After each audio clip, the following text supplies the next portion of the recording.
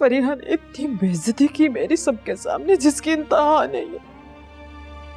मेरा दिल चाह रहा था कि जमीन फट जाए और मैं उसमें समा जाऊं।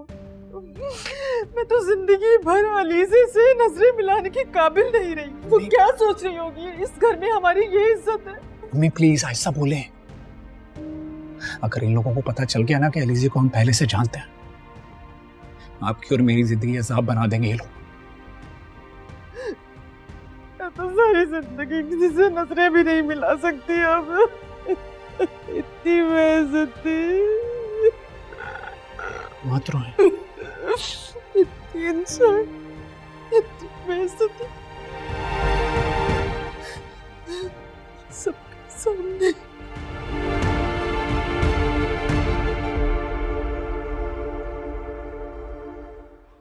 अच्छा सुनो, तुमने बात की घर पे? अभी नहीं की, हिम्मत ही नहीं हुई। देखो निम्रा, बात तो करनी पड़ेगी ना। बात के बगैर बात आगे कैसे बढ़ेगी? कैसे करूं बात? मुझे मामा के गुस्से से बहुत डर लगता है। अगर उन्होंने बाबा या सिकंदर भाई को बता दिया तो तुम्हारी सोच है कि कितना बड़ा मसला हो सकता है। तुम हमजा से बात क्यों नहीं करती? वो तो बहुत क्लोज है ना तुम्हारे, तुम्हारी हर बात भी मानते हैं, और वो मुझे बाकी सबसे काफी मुख्तलिफ लगता है। नहीं? सही कह रहे हो तुम। हमजा भाई मुख्तलिफ है, शायद वो मेरी बात सुन भी लेंगे। वो समझते हैं बातों को, मगर बात फिर वही है कि मैं हिम्मत कहाँ से लाऊं। कुछ समझ नहीं आ रहा। अच्छा चलो, तुम्हें ज्यादा परेशान होने की जरूरत नहीं है, सब ठीक हो जाएगा इंशाल्लाह। अरमी, ये तुम्हारी बेटी निम्रा है ना? और इसके साथ वो लड़का कौन है?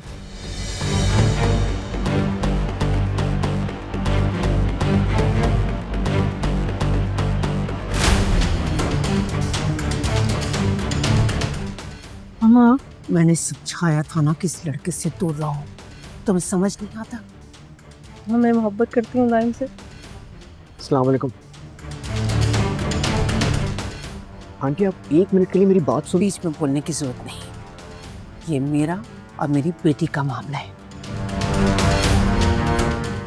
खबरदार, जो आंदा तुम मेरी बेटी से मिलने की कोशिश भी की तो उससे बुरा कोई नहीं होगा। चलो।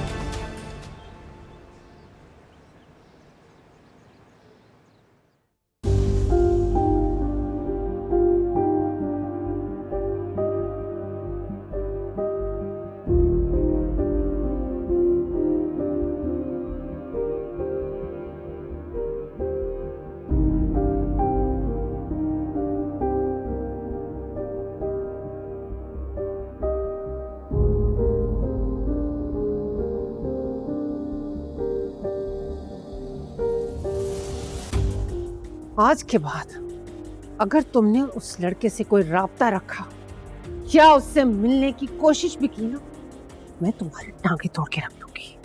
मामा, मैं मोहब्बत करती हूँ उससे। अगर तुम्हारे भाइयों को पता चल गया या तुम्हारे डैड को पता चल गया ना, तो वो तुम्हें जान से मार डालेंगे। क्यों मार देंगे जान से? क्यों? पसंद की शादी करना मेरा हक है। तो मैं तुम्हारा गला दबाकर इस हक से तो दस्तबरदार हो जाऊं। क्यों कर रही है मेरे साथ ऐसे?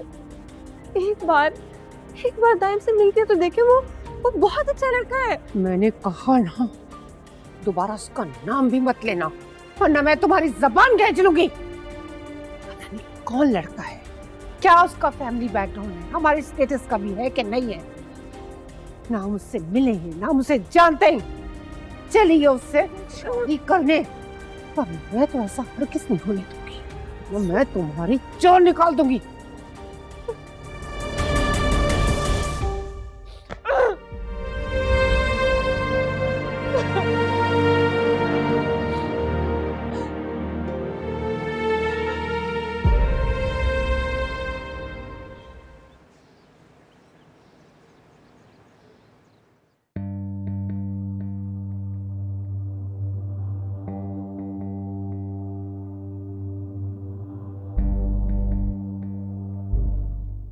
हमजा की कॉल आई थी। जाइए।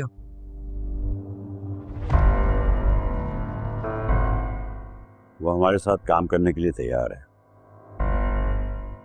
कॉन्ग्रेचुलेशंस, ये तो अच्छी बात है। हाँ अच्छा तो है, लेकिन वो हमें सिर्फ 10% शेयर्स दे रहे हैं।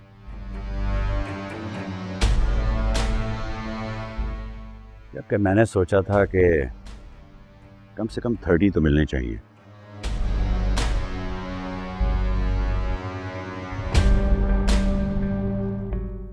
लेकिन खैर, ये भी बुरा नहीं है।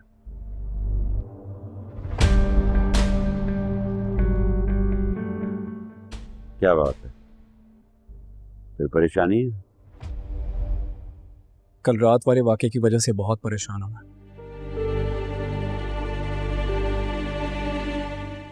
अम्मी बहुत हर्ट हुई हैं, और वो भी फरिया की वजह से। तुम्हें अपनी माँ को समझाना चाहिए था ना, उन्हें अपने रूम में ही रहना चाहिए था। और जब सर्वेंट हैं घर में काम करने के लिए, तो उन्हें क्या जरूरत है कि उनके साथ काम कराएं? वो घर में अकेली होती हैं, बोर हो जाती हैं, कुछ नहीं होता उनके पास करने के लिए। तो अगर अपना दिल बहलाने के लिए थोड़ी हेल्प कर दी तो क्या कयामत आ गई? कौन सी बड़ी गलती हो गई?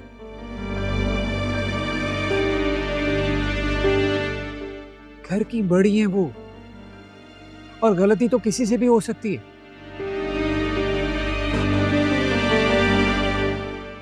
अगर अम्मी की जगह आप या मैं होते तो फरीहा का यही सलूक होता।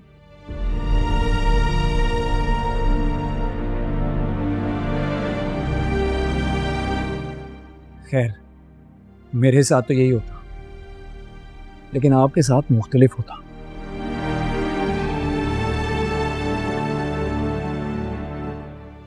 फरीहा की बदतमीजी की वजह से बहुत हर्ट हुआ हूं मैं। नहीं करना चाहिए था उसे ऐसा।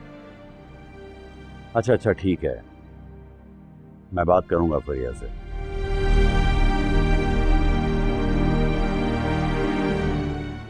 समझा दूंगा उसे, आइंदा ख्याल करेगी। ख्याल नहीं करना, मेरी अम्मी से माफी मांगनी पड़ेगी उसे। What?